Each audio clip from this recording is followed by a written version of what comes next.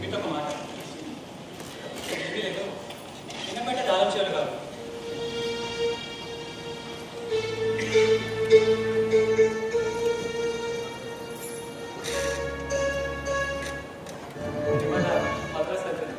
అర్జెంట్గా పోవాల్సిన అవసరం లేదు కదా. వచ్చి చాలా రోజులైంది, పరీక్షలు కూడా దగ్గర పడుతుంది.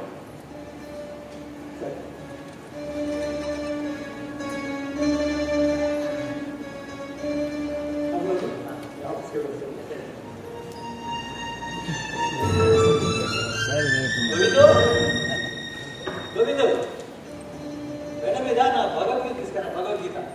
భగవద్గీత నా వచ్చి మేడ మీద తీసుకురా.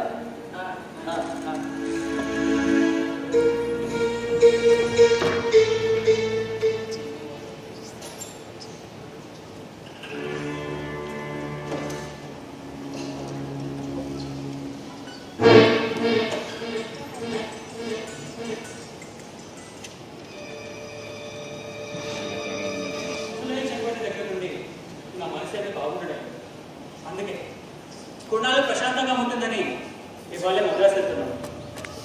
కానీ నాన్నగారి పరిస్థితులు విడిచి వెళ్ళాలంటే బాధగానే. అయినా మీరున్నారు కాబట్టి నాకేం లేదు. ధర్మం ఏదో చేయదు, అన్నిటికీ ఆ భగవంతుడే.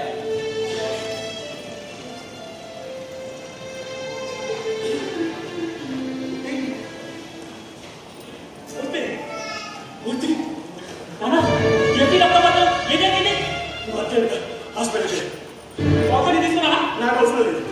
బాబా హాస్పిటల్ తీసుకున్నారు, వెళ్ళిపోతాను. ఏం జరిగిందా? ఎవరి మిత్రులు ఎవరి శత్రులు తెలుసుకోలేకపోతున్నాను. మీరిద్దరేమైనా లేదు ఎవరు తాగుతుంది కత్తితో బాబా ఎక్కడి నుంచి వచ్చారు? బయటకు వచ్చాడు ఆయన.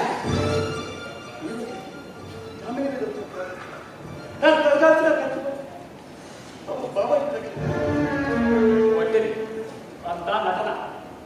తన మంచితనం నిరూపించుకోవడానికి నాటకం అంతా బాబా ఎడుచుంటాడు. అవునా? మీకు తండ్రి లాంటి ముసలి చెప్పిన బావి మనకి సహాయం చేశాడంటే నేను నమ్మలేకుండా ఉన్నాను. అబ్బాయి చెప్పింది కూడా ఆలోచించవలసిందే. చనిపోయిందని వాడు అంతకునే కావచ్చు, కానీ ఈరోజు నా ప్రాణాన్ని కాపాడాడయ్యా. మీరు ఇంత మంచివాడు కాబట్టి మీకు ఈ కష్టాలు వస్తున్నాయి. ఇప్పటికైనా తెలుసుకోండి, మీ చుట్టూ పగబడిన విషయాలు తిరుగుతున్నాయని. పూర్తి నువ్వు నాకే చెప్పొద్దు, నాకు ఎదురు చెప్పొద్దు. నాన్న, మిమ్మల్ని ఎదిరించినందుకు నన్ను క్షమించండి. మీకు ఎదురు చెప్పి మీ మనసు కష్టపెట్టలేక ఇక్కడ నుండి వెళ్ళిపోతున్నాను.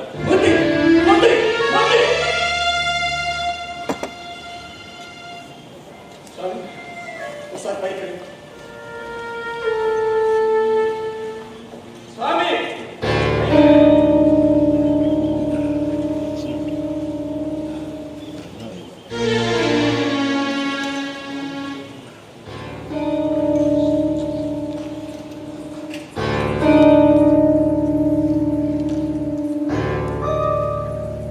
మీరు ఆగండి, నన్ను చెప్పనివ్వండి. ఈ దగాకోరు దానయ్య అంటే ఏమనుకుంటున్నాడో? 10 మంది పట్టు పగులు 10 మంది కళ్ళలో కారం పుట్టి 10 లక్షలు కాజేసిన వ్యవహారం మనది. అలాంటిది నాతో పట్టుకుంటాడా? ఈ రోజు తాడొప్పున తేలిపోవాలి.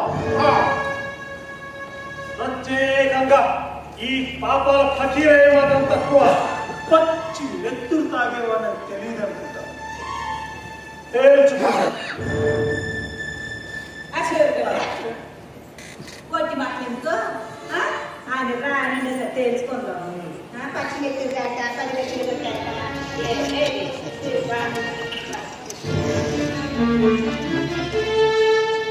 ఏంటి ఇలా వచ్చాడు?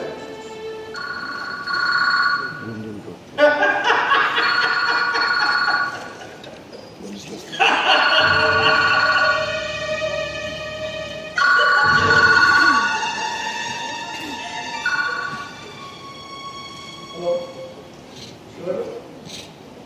ఆఫీసర్ గారు.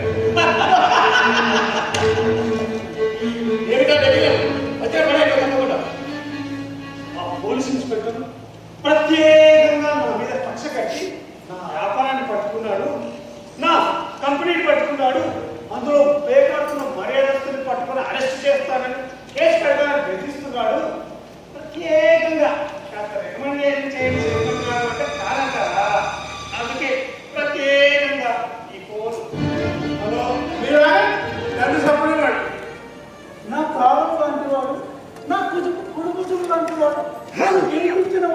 నా మిత్రుడు ఏదో వయసులో తొందరపడి అత్యాచారం చేసి దొరికిపోయాడు. ఆ మంత్రికి ఇన్స్పెక్టర్కి ఫోన్ చేసి వాడిని వదిలించండి అని సిఫార్సు చేయమంటే కాదు కుదరదు అని అంటారా? అందుకే ఆ ఫోన్.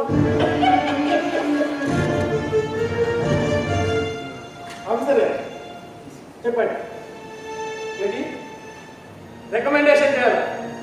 ఎవరికి? కౌన్సిలర్. సారీ, నేను అలాంటి పనులకి మన మున్సిపాలిటీ వర్క్ చేసిన ప్రతిపక్షంలో కలిపిన ఈ నీతి పాలన పనులు నేను చేయలేదు. పెట్టేయండి పెట్టేయండి దయచేసి.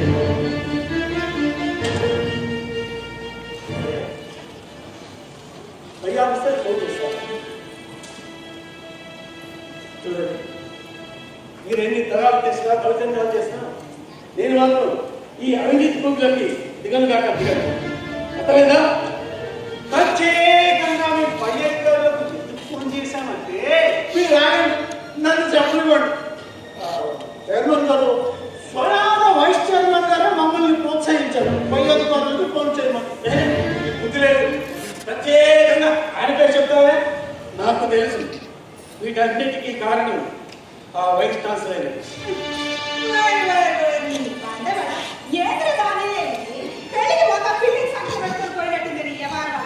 మీరు ఆగండి, నన్ను చెప్పనివ్వండి. చూడండి చైర్మన్ గారు, ప్రజల్లో ఉందండి ఒట్టి గొర్రెల మంద. చేతిలో అధికారం ఉందని మీరు వాళ్ళకు మేలు చేస్తాను వీళ్ళకు మేలు చేస్తాను అని అంటే కుదరదు. వాళ్ళు ఏమైనా మన చిన్నమ్మ కొడుకులా పెద్దమ్మ కొడుకులా? చూడండి, ఎప్పటికైనా మిమ్మల్ని పట్టుకుని మేము, మమ్మల్ని పట్టుకుని మీరు. అర్థమైందా? చాలా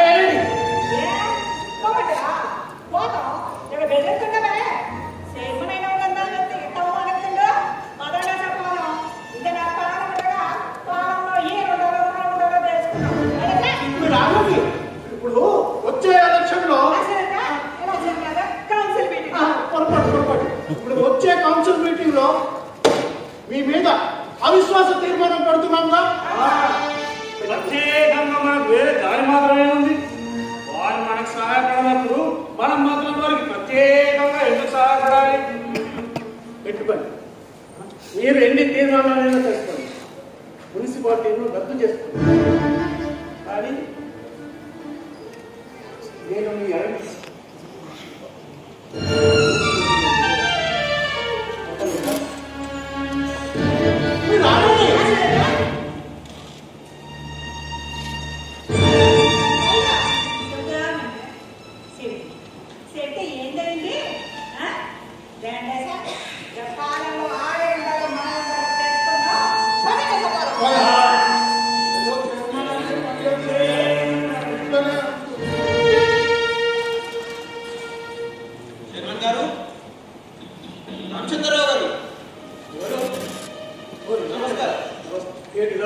మీ దగ్గర స్టేట్మెంట్ కోసం ఇప్పుడు మీపై హత్యాయత్నం చేసింది ఎవరో మీకు తెలుసా?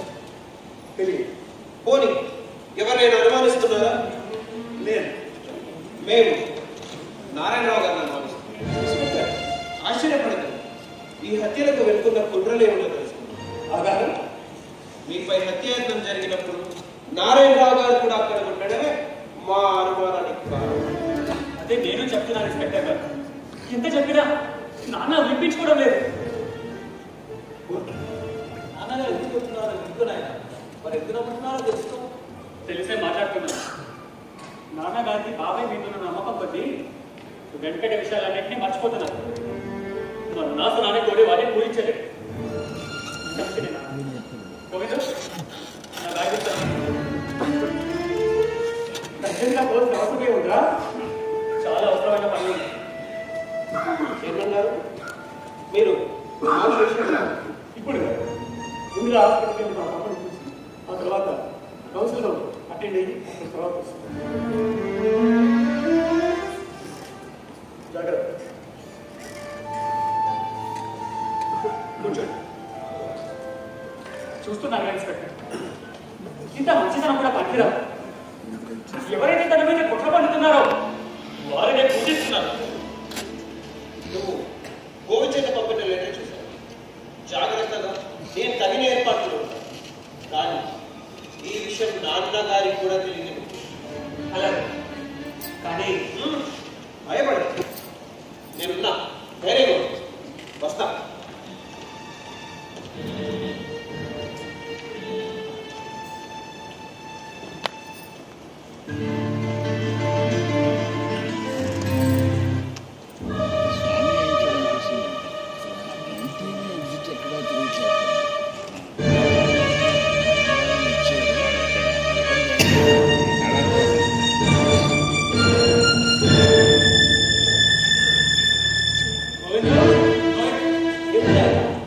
ఏమీ లేదు, పుస్తకం మర్చిపోయాను.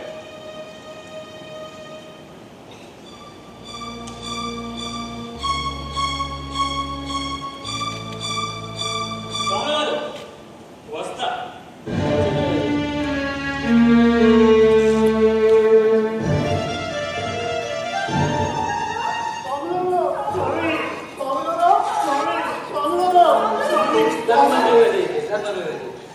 స్వామి ప్రత్యేకంగా చైర్మన్ గారి అబ్బాయి వెళ్తున్నారు ఇక్కడికి. మద్రాసు వెళ్తున్నాను ఆయన. మీరు ఆగండి, నన్ను చెప్పనివ్వండి. స్వామి, ఇప్పుడు చైర్మన్ గారి మీద అవిశ్వాస తీర్మానం పెట్టామా? ఓడిపోయారు. ప్రత్యేకంగా ఓడిపోవడానికి కారణం ఏంటంటే ఆ నారాయణ పార్టీ వాళ్ళు చైర్మన్ గారికి సపోర్ట్ చేశారు స్వామి.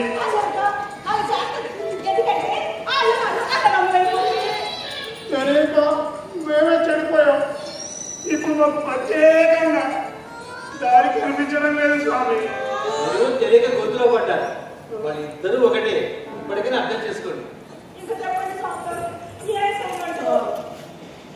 అదే చెప్పుకుంటున్నారు. అతనికి ప్రతిగా తీసుకోవాలంటే ఒక్కటే మార్గం. మీ అందరికి ఇష్టమైతే చెప్తారు. చెప్పండి స్వామి. అయితే ఆగండి.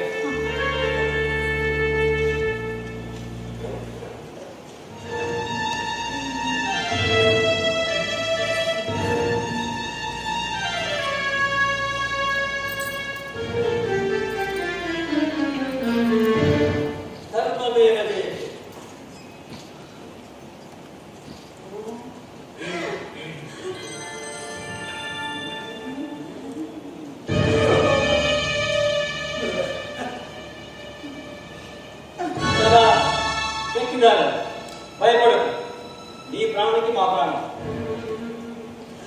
ఈ డబ్బు మీకు కనుక మాకు చేయింపడదు. మాకు మిగిలిన వీటిని సాధించాలి. అయితే భగవంతుడిపై ప్రమాణం చేయండి. అమ్మా, సత్యం వద్దు, మీరు కూడా ప్రత్యేకంగా భయపడి చేస్తావే. అంతా కనకమ్మ చూసుకుంటుందిలే. కనకమ్మ చూసుకోవడం కాదు, కనకమ్మకు తోడుగా మీరు ఉండాలి. ఈ డబ్బుతో కనకమ్మను చైర్మన్ చేయాలి. ప్రమాణం చేయండి. నువ్వు సహకరించకపోయినా పర్వాలేదు. ఈ విషయం బయట తెలిసిందో మీరు ఆగండి, నన్ను చెప్పనివ్వండి. నేను ఎవరికి చెప్పను, కానీ ఎందుకో పాపం చైర్మన్ గారిని చెప్పడం నాకు ఇష్టం లేదు. అర్థమైందా? అది అసలు సంగతి. కనకమ్మ, నేను పైకెత్తున్నాం. ఖచ్చితంగా జాగ్రత్త. రామచంద్ర వస్తే